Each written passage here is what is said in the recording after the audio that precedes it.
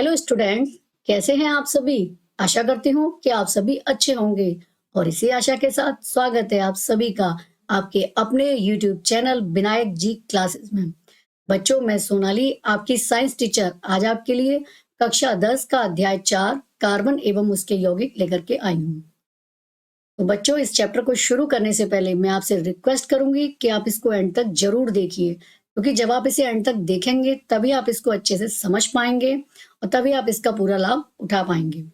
और अगर आपको ये वीडियो पसंद आए तो प्लीज वीडियो को लाइक कीजिए, अपने फ्रेंड्स के बीच शेयर कीजिए और मेरे इस यूट्यूब चैनल को सब्सक्राइब कीजिए। तो चलिए शुरू करते हैं आज का टॉपिक।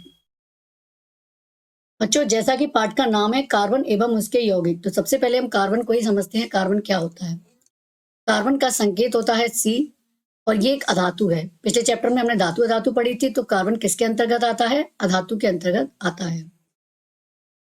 भोजन, कपड़े, दवाओं, पुस्तक, इन सभी में कार्बन मौजूद है। सभी सजीव संरचनाएं, सजीव संरचनाएं मतलब सजीवों में क्या क्या आते हैं? पेड़ पौधे और जीव जंतु, जिसमें मानव भी आता है। तो इन सभी जीव जंतुओं में, सभी सजीवों में कार्बन मौजूद है। तो सभी सजीव संरचनाओं में भी कार्बन मौजूद है। अगर भूपर्पटी की बात करें तो भूपर्पटी में यह खनिजों मतलब कार्बोनेट, हाइड्रोजन कार्बोनेट, कोयला और पेट्रोलियम, इनके रूप में भी ये मौजूद है। कितनी मात्रा में है? 0.02% कार्बन है। तो बच्चों, भूपर्पटी में खनिजों के रूप में कितना है? 0.02% कार्बन मौजूद है। वायुमंडल में देखें तो वायुमंडल में ये 0.03% है और किसके रूप में है? CO2 के रूप में है। तो आपने देखा कि कार्बन हर चीज में मौजूद है। काफी चीजों में कार्बन का बहुत महत्व है। अब देखते हैं कार्बन में आबंधन और सहसंयोजी आबंध क्या होते हैं। आइए समझते हैं। बच्चों, कार्बन का परमाणु क्रमांक होता है 6, यानी कि इसमें इलेक्ट्रॉन कितने हैं? 6, और प्रोटॉन भी कितने हैं? 6। और अगर हम इसका इलेक्ट्रॉनिक विन्यास देखेंगे तो वो है 2 और 4, यानी कि पहले कोश में 2 हैं और दूसरे कोश में 4 इलेक्ट्रॉन हैं। अब इसको अक्रिय गैस का या निकृष्ट गैस का इलेक्ट्रॉनिक विन्यास प्राप्त करने के लिए, या ये कहें कि अपने बाहरी कोश को पूर्ण करने के लिए कितने इलेक्ट्रॉन की आवश्यकता है? 4 की, क्योंकि 4 तो इसके पास हैं। अब इसको 4 इलेक्ट्रॉन इसको पूरा करने के लिए चाहिए, क्योंकि इस कोश में इसको 8 इलेक्ट्रॉन चाहिए, तब इसका अष्टक पूरा होगा। तो 8 से कितने कम है? 4 कम है। अब ये अपने बाहरी कोश को पूरा करने के लिए इसके पास 2 विकल्प हो सकते हैं। क्या क्या? कि ये या तो इन 4 इलेक्ट्रॉनों को त्याग करके धनायन बना दे, C4+, 4 इलेक्ट्रॉनों को त्याग दे तो धनायन बना लेगा, लेकिन इस कार्य में अधिक ऊर्जा की आवश्यकता होती है। बच्चों, ये आसान नहीं है कि 4 इलेक्ट्रॉन को ये त्याग दे, क्योंकि जो कार्बन है उसमें प्रोटॉन कितने हैं? 6 प्रोटॉन, और 6 प्रोटॉन वाला जो तत्व है कार्बन, उसको 4 इलेक्ट्रॉन त्यागना उसके लिए काफी मुश्किल होगा। तो इसके लिए अधिक ऊर्जा की आवश्यकता होगी, जो कि संभव नहीं है। अब दूसरा विकल्प है कि ये ऋणायन बना ले, यानी कि 4 इलेक्ट्रॉन को बाहर से ग्रहण कर ले। 4 को ग्रहण कर लेगा तो 4 इसके पास बाहरी कोश में पहले से हैं, 4 को ले लेगा तो 8 पूरे हो जाएंगे। यानी लेकिन जब 4 इलेक्ट्रॉन लेगा तो ये किस में बदल जाएगा? ऋणायन में। लेकिन इसमें भी क्या है? ऋणायन बनाने में 6 प्रोटॉन वाले नाविक को, इसके नाविक में 6 प्रोटॉन है, 4 अतिरिक्त इलेक्ट्रॉन धारण करना मुश्किल हो सकता है। भाई, उसको 6 प्रोटॉन है उसमें, और 6 प्रोटॉन वाले को 4 एक्स्ट्रा इलेक्ट्रॉन धारण करना मुश्किल हो सकता है, इसीलिए ये भी संभव नहीं है। तो अब ये क्या करे? किस तरीके से अपने बाहरी कोश को पूर्ण करे, या ये कहें कि किस तरीके से अक्रिय गैस या निकृष्ट गैस का इलेक्ट्रॉनिक विन्यास प्राप्त करे। तो बच्चों, ये क्या करेगा? कार्बन अपने अन्य परमाणुओं अथवा अन्य तत्व के परमाणुओं के साथ संयोजकता इलेक्ट्रॉन की साझेदारी करता है। कार्बन क्या करता है? अपने अन्य परमाणुओं यानी कि दूसरे कार्बन परमाणुओं के साथ, या फिर अन्य तत्व के परमाणुओं जैसे हाइड्रोजन, ऑक्सीजन, क्लोरीन आदि के साथ में क्या करता है? संयोजकता इलेक्ट्रॉन की साझेदारी करता है। संयोजकता इलेक्ट्रॉन क्या होते हैं? जो बाहरी कोश में इलेक्ट्रॉन होते हैं उनको हम संयोजकता इलेक्ट्रॉन कहते हैं। तो कार्बन में संयोजकता इलेक्ट्रॉन बच्चों कितने हैं? 4, क्योंकि इसके बाहरी कोश में 4 इलेक्ट्रॉन थे। और जब ये साझेदारी हो जाएगी तो जो दोनों परमाणु हैं, चाहे वो कार्बन कार्बन के हों या कार्बन और किसी अन्य तत्व के हों, वो उत्कृष्ट गैस का विन्यास प्राप्त कर लेंगे। मतलब उनका बाहरी कोश पूर्ण हो जाएगा और वो उत्कृष्ट गैस का इलेक्ट्रॉनिक विन्यास प्राप्त कर लेंगे। तो बच्चों, कार्बन के यौगिकों की चर्चा करने से पहले इलेक्ट्रॉन की साझेदारी से बने कुछ सामान्य अणुओं को समझते हैं। अभी हम कार्बन की भी बात करेंगे कि किस तरीके से साझेदारी करता है, लेकिन उससे पहले हम कुछ और सामान्य अणुओं को समझते हैं। इसमें सबसे पहले आता है हाइड्रोजन अणु। तो देखिए, हाइड्रोजन का ये परमाणु है H और इसका इलेक्ट्रॉनिक विन्यास, इसका परमाणु क्रमांक क्या है? 1, यानी कि 1 इसका परमाणु क्रमांक है, तो इसका इलेक्ट्रॉनिक विन्यास भी क्या हो जाएगा? वो बाहरी कोश में 1 ही इलेक्ट्रॉन रहेगा। भाई 1 ही है तो 1 ही रहेगा। और नाविक के पास वाले कोश में कितने इलेक्ट्रॉन होने चाहिए? होने चाहिए 2, लेकिन इसके पास कितना है? 1 है, यानी कि इसको अपना कोश पूर्ण करने के लिए कितने इलेक्ट्रॉन की आवश्यकता है? 1 की। जैसे 1 इलेक्ट्रॉन हो जाएगा तो इस पे इलेक्ट्रॉन कितने हो जाएंगे? 2, यानी कि इसका बाहरी कोश पूर्ण हो जाएगा। तो ये हाइड्रोजन परमाणु है 2, दोनों के पास बाहरी कोश में 1-1 इलेक्ट्रॉन है, 1-1 संयोजकता इलेक्ट्रॉन कह सकते हैं ना। फिर ये दोनों क्या करते हैं? ये आपस में साझेदारी करते हैं इस 1-1 इलेक्ट्रॉन की, क्योंकि ये इसे दे भी नहीं सकता और ये ना इसका ले सकता। तो ये देखिए, इन्होंने ये साझेदारी कर ली 1-1 इलेक्ट्रॉन की, और ये साझेदारी के इलेक्ट्रॉन कहलाएंगे। और ये इलेक्ट्रॉन इसके भी काम के हैं और ये इसके भी काम के हैं, यानी कि इस वाले हाइड्रोजन परमाणु ने भी अपने बाहरी कोश को पूर्ण कर लिया और इस वाले हाइड्रोजन परमाणु ने भी अपने बाहरी कोश को पूर्ण कर लिया, और ये मिलकर के क्या बना? H2 अणु, यानी कि हाइड्रोजन का अणु बना। अब बच्चों, यहां पर क्योंकि 1-1 इलेक्ट्रॉन की साझेदारी हुई है, तो यहां पर इनके बीच में, दोनों के बीच में कैसा बंध आएगा? एकल बंध। एक डंडे के रूप में इसको दिखाएंगे और इसको हम क्या कहेंगे? एकल बंध कहेंगे। तो ये हमने देखा कि हाइड्रोजन परमाणुओं से किस तरीके से साझेदारी द्वारा हाइड्रोजन अणु बना। अब इसको और आगे समझते हैं एक और उदाहरण के द्वारा। ऑक्सीजन अणु का बनना। ऑक्सीजन की परमाणु संख्या कितनी है? 8, यानी कि इसका इलेक्ट्रॉनिक विन्यास कितना होगा? 2 और 6, यानी कि नाविक के पहले वाले कोश में 2 इलेक्ट्रॉन और दूसरे में 6, 6 और 2 8। तो बाहरी कोश में संयोजकता इलेक्ट्रॉन कितने हैं? 6, और होने कितने चाहिए? 8, यानी कि इस कोश को पूर्ण होने के लिए 8 इलेक्ट्रॉन चाहिए, लेकिन 6 हैं तो कितने कम हैं? यानी कि इसके पास 2 इलेक्ट्रॉन की कमी है। अब ये क्या करेंगे? 2 ऑक्सीजन के परमाणु, दोनों पे 6-6 इलेक्ट्रॉन है, 1 2 3 4 5 6, इस पे भी 1 2 3 4 5 6। तो ये 2-2 इलेक्ट्रॉन की आपस में साझेदारी कर लेंगे। ये देखिए इस तरीके से, ये 2-2 इलेक्ट्रॉन की 2 इसने दिए और 2 इसने दिए, 2-2 इलेक्ट्रॉन की साझेदारी कर ली। साझेदारी के द्वारा ये क्या बन गया? ऑक्सीजन का अणु बन गया। इसका भी बाहरी कोश पूर्ण है और इस वाले ऑक्सीजन का भी बाहरी कोश पूर्ण है। अब क्योंकि इसमें 2-2 इलेक्ट्रॉन की साझेदारी हुई है, तो इसमें इन दोनों परमाणु के बीच कैसा बंध बनेगा? डबल बॉन्ड या द्विआवंत का निर्माण होगा। इसको इंग्लिश में डबल बॉन्ड भी कहते हैं। इसी को एक और उदाहरण से देखते हैं। नाइट्रोजन। नाइट्रोजन का परमाणु क्रमांक कितना है बच्चों? 7।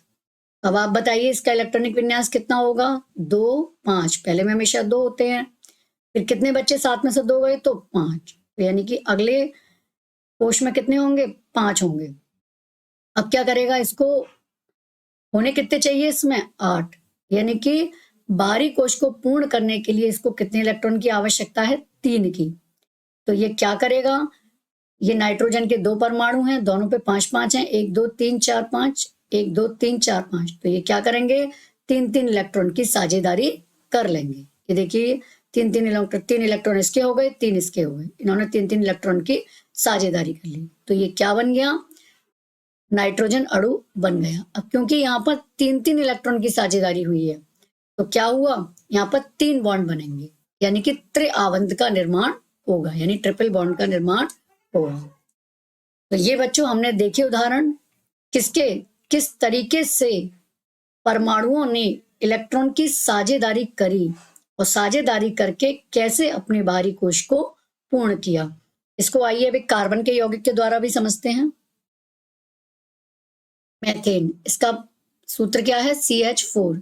ये एक कार्बन कंपाउंड है और इसका यूज कहाँ कहाँ होता है? ये ईंधन के रूप में भी यूज होता है और बायोगैस और CNG इनका प्रमुख घटक भी है मेथेन।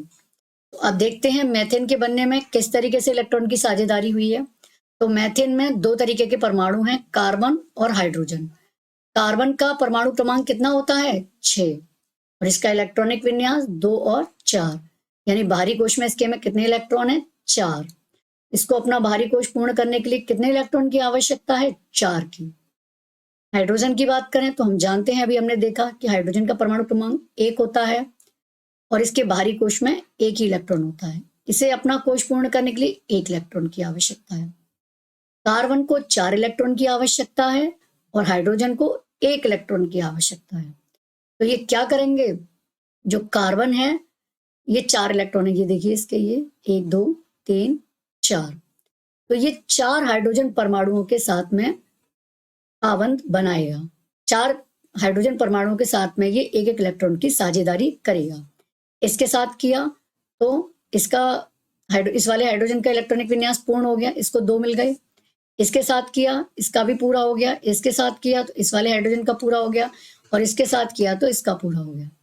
कार्बन की देखें तो कार्बन के पास भी 1 2 3 4 5 6 7 8, यानी कि कार्बन का भी बाहरी कोश पूर्ण हो गया और हाइड्रोजन के भी बाहरी कोश पूर्ण हो गए। तो इस तरीके से ये मेथेन का निर्माण हुआ।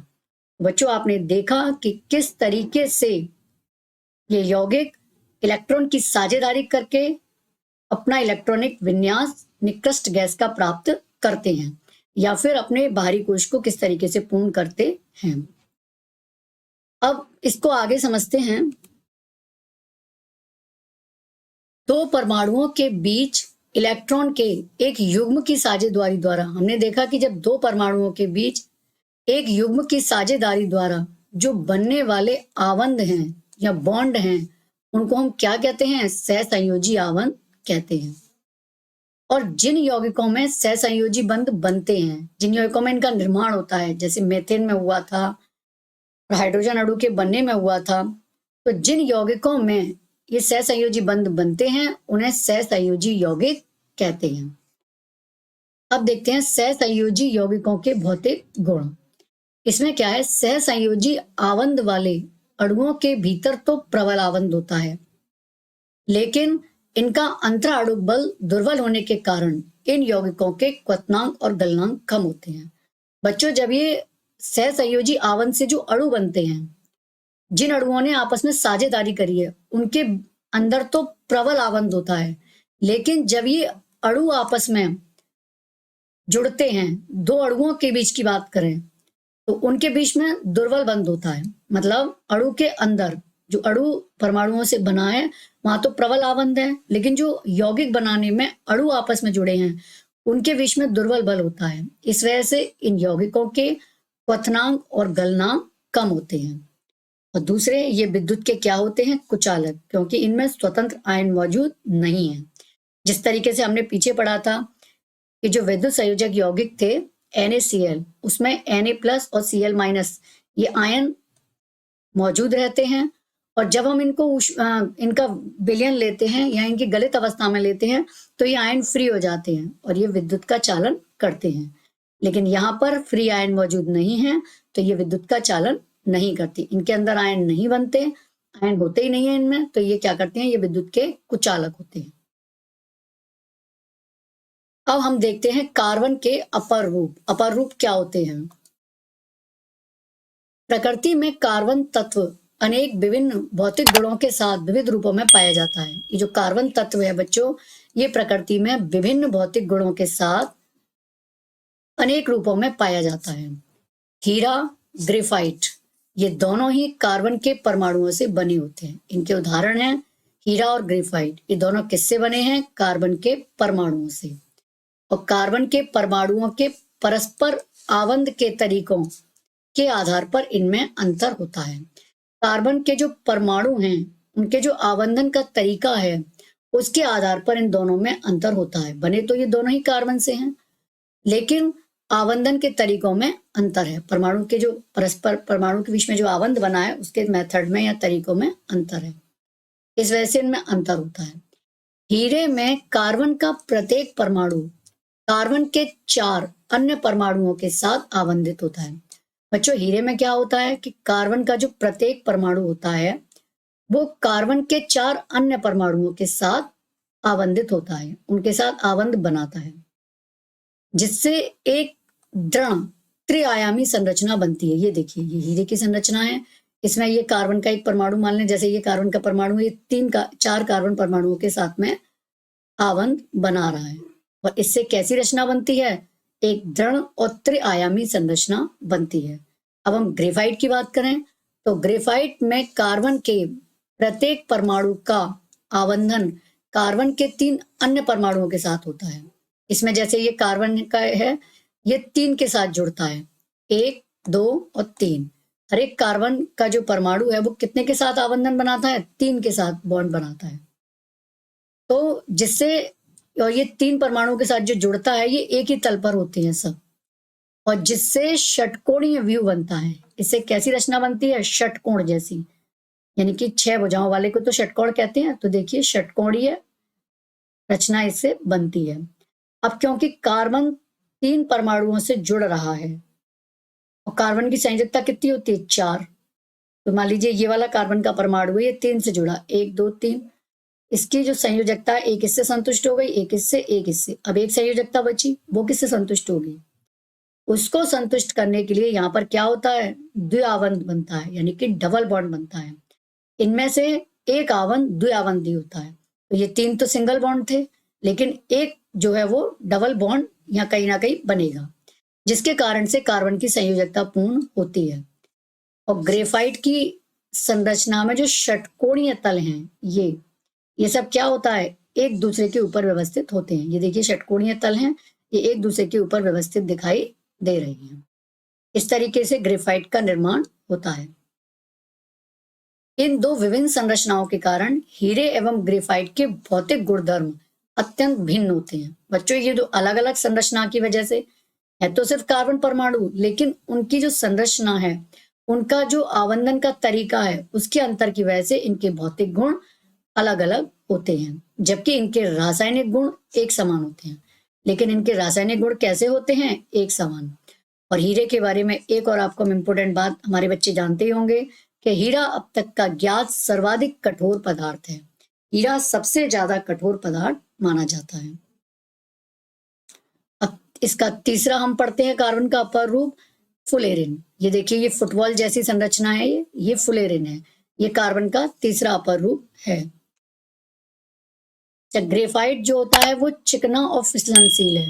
हीरा कैसा है? वो तो हार्ड था, और ग्रेफाइट चिकना और फिसलनशील है। और एक बात और ग्रेफाइट की बताएं कि पिछले अध्याय में आपने पढ़ा था कि अधातुएं विद्युत की कुचालक होती हैं।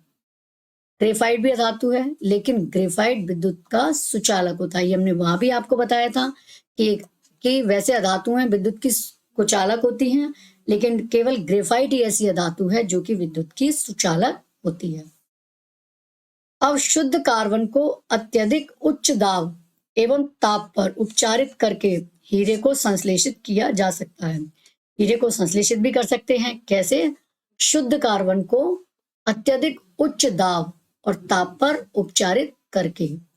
ये हीरे संश्लिष्ट हीरे आकार में कैसे होते हैं? छोटे होते हैं, लेकिन अन्यथा ये प्राकृतिक हीरों से अभेदनीय होते हैं। बस ये आकार में छोटे होते हैं, और इसके अलावा ये प्राकृतिक हीरो की तरह ही होते हैं।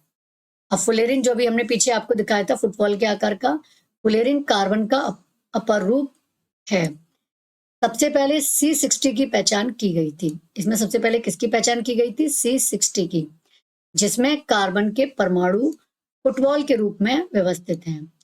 चूंकि यह अमेरिकी आर्किटेक्ट बकमिंस्टर फुलर द्वारा डिजाइन किए गए जियोडेसिक गुंबद के समान लगते हैं।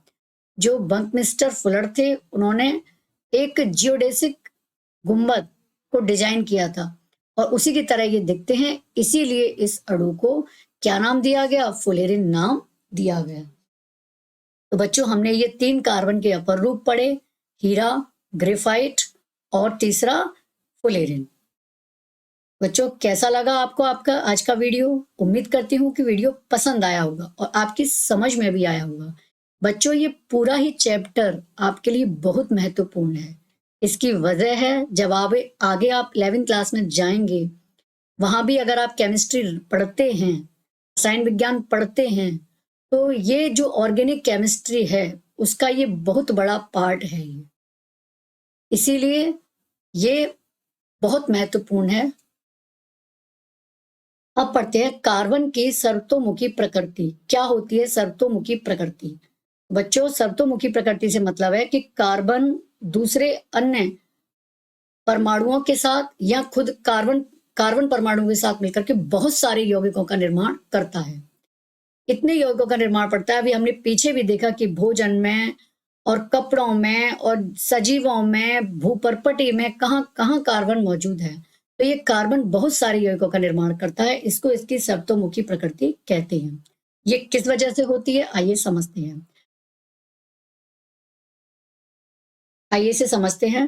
कार्बन में कार्बन के अन्य परमाणुओं के साथ सहसंयोजी आवरण बनाने की अद्वितीय क्षमता होती है। तो बच्चों, कार्बन में दूसरे कार्बन परमाणुओं के साथ सहसंयोजी आवरण बनाने की बहुत ज्यादा क्षमता होती है। मतलब कार्बन कार्बन के परमाणुओं के साथ जुड़ करके सहसंयोजी बंध बनाते हैं और इसकी वजह से क्या होता है, बड़ी संख्या में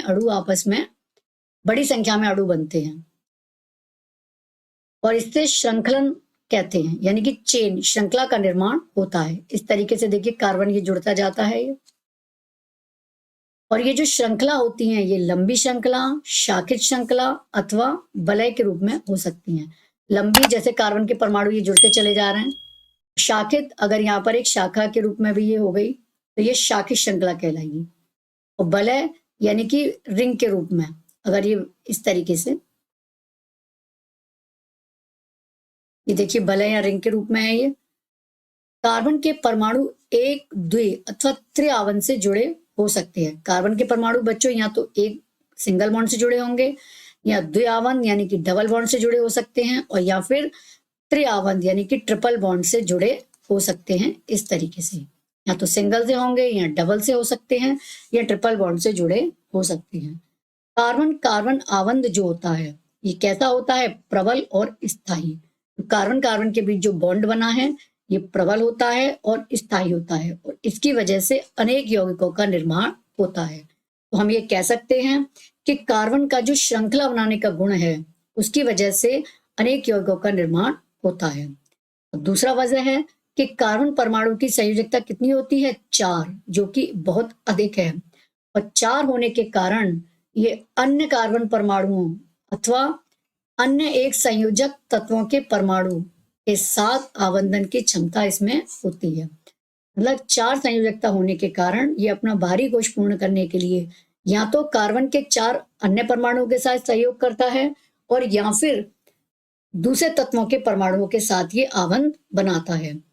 इसकी 4 संयोजकता होने की वजह से भी ये बहुत सारे यौगिकों का निर्माण करता है। इसकी वजह से कार्बन की प्रकृति कैसी है, सर्वतोमुखी प्रकृति है। अब देखते हैं कार्बनिक यौगिक क्या होते हैं। कार्बन में पाए जाने वाले 2 विशिष्ट लक्षणों कौन कौन से, चतुसंयोजकता और श्रृंखलन।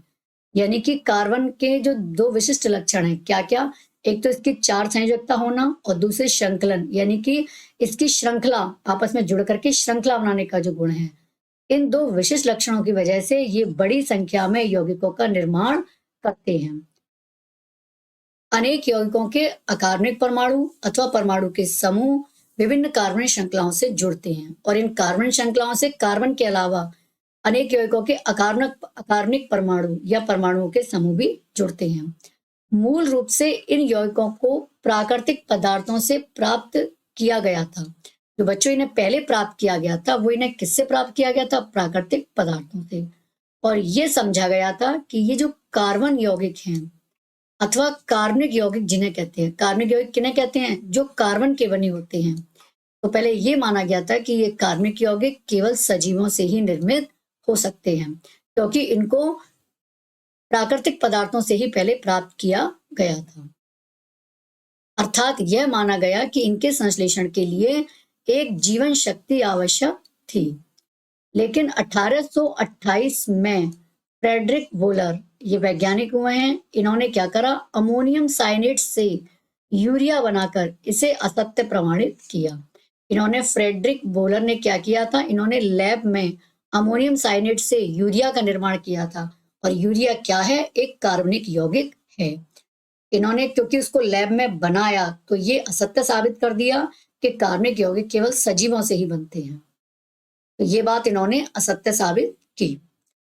लेकिन कार्बाइड, कार्बोनेट, बाइकार्बोनेट लवणों के अतिरिक्त सभी कार्बनिक यौगिकों का अध्ययन भी कार्बनिक रसायन के अंतर्गत होता है। बच्चों, कार्बाइड, कार्बोनेट यानी जिनमें CO3 ग्रुप होता है, बाइकार्बोनेट यानी कि जिसमें HCO3 ग्रुप होता है, इन लवणों के अतिरिक्त जो सभी कार्बन के यौगिक हैं उनका अध्ययन हम किसमें करते हैं, कार्बनिक रसायन के अंतर्गत करते हैं। ऑर्गेनिक केमिस्ट्री जिसे कहते हैं उसके अंतर्गत करते हैं। लेकिन कार्बाइड, कार्बोनेट और बाइकार्बोनेट को हम कार्बनिक रसायन के अंतर्गत इसका अध्ययन नहीं करते, क्योंकि इनको हम कार्बनिक यौगिक नहीं मानते, क्योंकि इसके गुण अलग हैं। तो ये बच्चों हमने समझे कार्बनिक यौगिक क्या होते हैं, ऐसे यौगिक जो कार्बन से मिलकर के बनते हैं। आज का टॉपिक बच्चों हम यहीं पर खत्म करते हैं और उम्मीद करती हूँ कि आपको ये टॉपिक अच्छे से समझ में आया होगा। तो बच्चों, कैसा लगा आपको आज का वीडियो?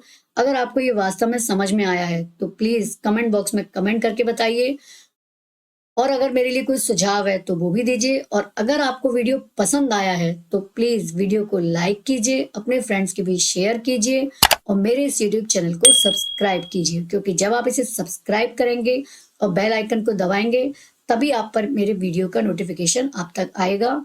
बच्चों, मिलते हैं अगले वीडियो में इससे आगे के टॉपिक के साथ। तब तक के लिए गुड बाय, बहुत बहुत धन्यवाद।